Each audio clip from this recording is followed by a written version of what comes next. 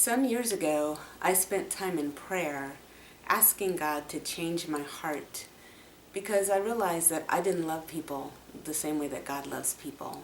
And so I spent a few weeks, maybe even a few months in prayer asking God to change my heart.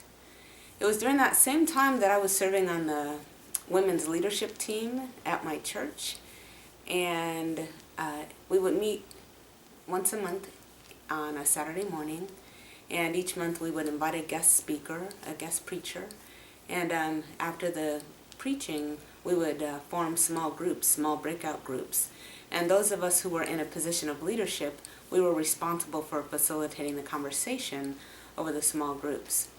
Well, the Saturday came for our monthly meeting, and the night before I was reviewing my notes that I was going to need to facilitate the group discussion. And I was praying to God. I was telling God, you know what, Lord, I wish I had a fresh example to share with the ladies, to let them know that you are real, that you're alive, that you're active in our lives, and that you hear us. I wish I had a fresh and new example to share with them.